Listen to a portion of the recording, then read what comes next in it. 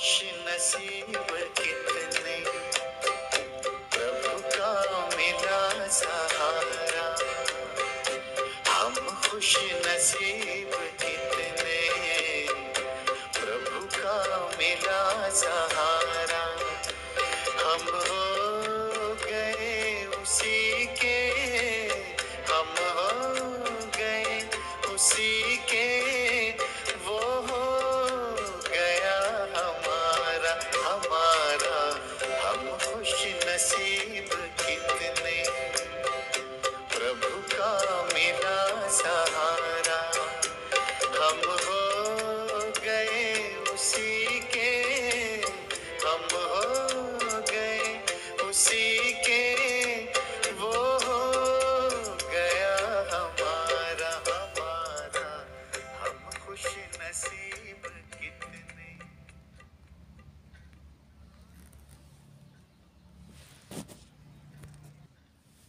ओम शांति। बाबा ने कहा, मीठे बच्चे, बेहद के बाप से तुम बहुत ऊंची पढ़ाई पढ़ रहे हो। बुद्धि में है पतित पावन गॉड फादर के हम स्टूडेंट हैं। हमें पढ़ाने वाला कौन है? स्वयं परमपिता परमात्मा। और वो पढ़ाई करा के हमें पावन बना रहा है। नई दुनिया के लिए हम पढ़ रहे हैं। नई दुनिया यानी सतयुग में जाने के लिए। तो संगम युग पे हमें परमात्मा पढ़ा रहा है। प्रश्न है, रूहानी गवर्नमेंट से इजाफा किन बच्चों को मिलता है? उत्तर है, जो बहुतों को आप समान बनाने की मेहनत करते हैं। कि हमें शिव बाबा मिला, हम चाहते हैं सभी को मिले। मेडिटेशन करते हैं, मन को शांति मिलती है। तो जो प्रभु ने हमें दिया, जो शिव बाबा ने हमें दिया, हम चाहते हैं वो सभी को मिले। सर्विस का सबूत निकालते हैं। उन्हें रूहानी गवर्नमेंट बहुत बड़ा इजाफा देती है। वह भविष्य 21 जन्मों के लिए उच्च पद के अधिकारी बनते हैं।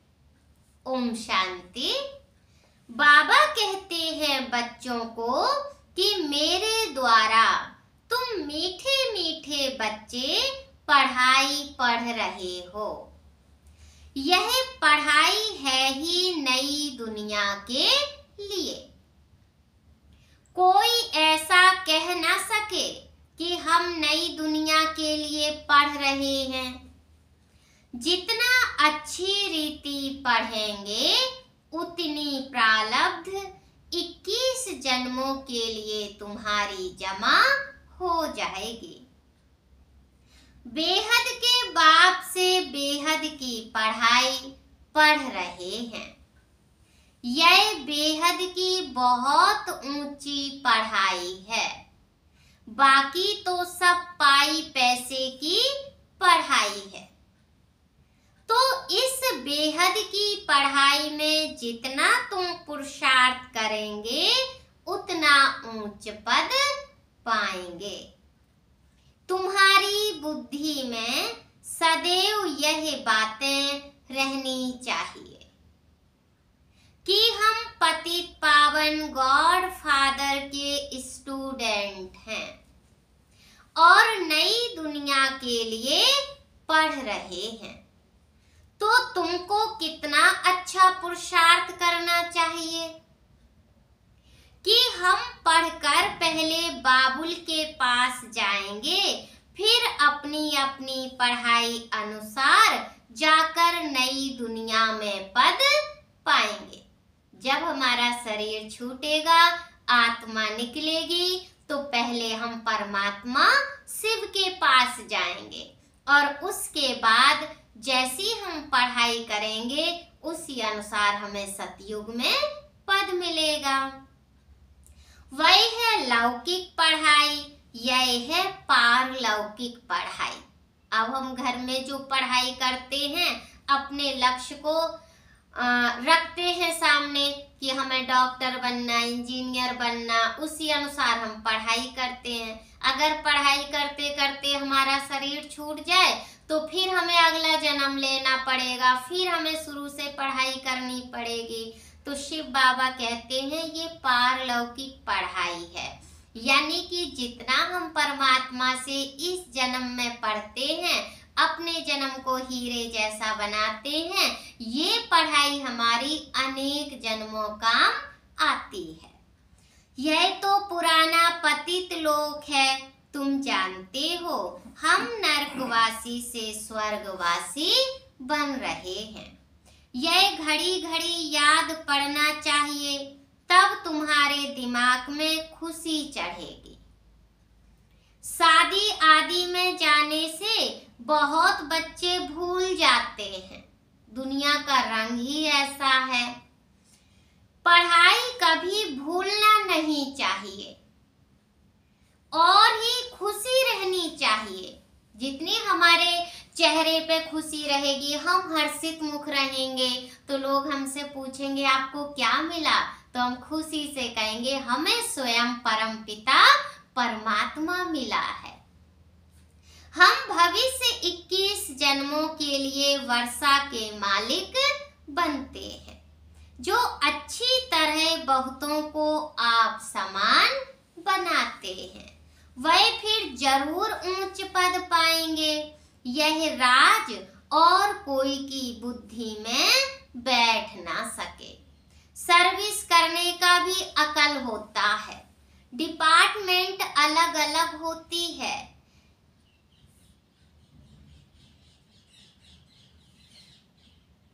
कोई भी प्रोजेक्टर में चल सके पहले परमपिता परमात्मा से तुम्हारा क्या संबंध है, तो वह समझ जाए कि परमपिता परमात्मा हमारा बाप है। उनसे वर्षा क्या मिलता है, फिर दिखाना है। त्रिमूर्ति ब्रह्मा द्वारा हमको यह सूर्यवंशी पद मिलता है। तुम भी पुरुषार्थ कर रहे हो नई दुनिया के लिए। अभी तुम संगम पर पावन दुनिया बनाते हो। तुम्हारी बुद्धि में अब स्मृति आ गई है। बरोबर हम 5000 वर्ष पहले देवी देवता थे, फिर राज्य गमाया। बाकी यह राजाई आदि लेते हैं, वह सब हद की बातें हैं। तुम्हारी है बेहद की लड़ाई। श्रीमत पर तुम 5 विकार रूपी रावण के साथ लड़ते हो। तुम जानते हो ड्रामा में हार जीत का पाठ है। हर 5000 वर्ष के बाद यह ड्रामा का चक्र फिरता है। तो अब तुम बच्चों को श्रीमत पर चलना पड़े, जिसको जो डायरेक्शन मिले। बच्चे कहते हैं हम समझते हैं, परंतु किसको समझा नहीं सकते। यह तो ऐसे हुआ जैसे समझा नहीं है। जितना खुद समझा हुआ है उतना ही ऊंच पद पाएंगे। बुद्धि में सुदर्शन चक्र फिरता ही रहे। सुदर्शन चक्रधारी तुम बनते हो। दूसरे को अगर आप समान नहीं बनाया तो सर्विसेबल नहीं ठहरे। इसीलिए पूरा पुरुषार्थ करना चाहिए। अच्छा, मीठे मीठे सिकील दे बच्चों प्रति माता पिता बाप दादा का याद प्यार और गुड मॉर्निंग। रूहानी बाप की रूहानी बच्चों को नमस्ते। हम रूहानी बच्चों की रूहानी बाप दादा को नमस्ते नमस्ते नमस्ते। सदा रहें हंसते। धारणा के लिए मुख्य सार है। पहला पॉइंट, पढ़ाई का बहुत कदर रखना है। बाप से कृपा आ आदि नहीं मांगनी है, ज्ञान और योग बल जमा करना है। दूसरा पॉइंट है, रहम दिल बनना है, मुख से कभी कड़वे बोल नहीं बोलने हैं, सदा मीठा बोलना है। आप समान बनाने की सेवा जरूर करनी है। वरदान है, विकारों रूपी सांपों को गले की माला बना देने वाले सच्चे तपस्वी भव। जो तप करने वाला, जो तपस्वी होगा, उनको 5 विकार वार नहीं करेंगे।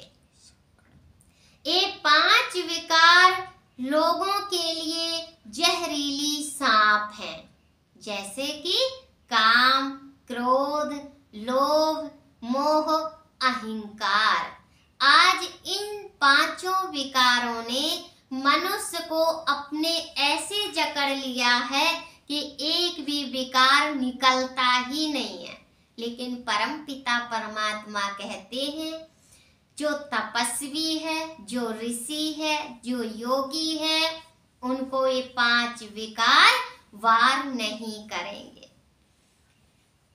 तपस्वी आत्माओं के लिए सांप गले की माला बन जाते हैं। इसीलिए शंकर जी के गले में सांपों की माला दिखाते हैं कि उन्होंने उन विकारों पर विजय प्राप्त करके, विकारों को दमन करके, और वो नाग अपने गले में पहने हुए हैं। इसीलिए आप ब्राह्मणों के और ब्रह्मा बाप के अशरीरी तपस्वी शंकर स्वरूप के यादगार में सांपों की माला गले में दिखाते हैं। सांप आपके लिए खुशी में नाचने की स्टेज बन जाते हैं। यह अधीनता की निशानी दिखाई है, स्थिति ही स्टेज है। तो जब विकारों पर इतनी विजयी हो, तब कहेंगे सच्चे तपस्वी। स्लोगन है, पुराने संसार व संस्कारों से मरना ही जीते जी मरना है। हमें संसार में रहना है, हमें समाज में रहना है, लेकिन समाज में रहते हुए, इस संसार में रहते हुए हमारे ऊपर संसार का असर ना पड़े। हम तपस्वी हैं, हम योगी हैं। ओम शांति, ओम शांति।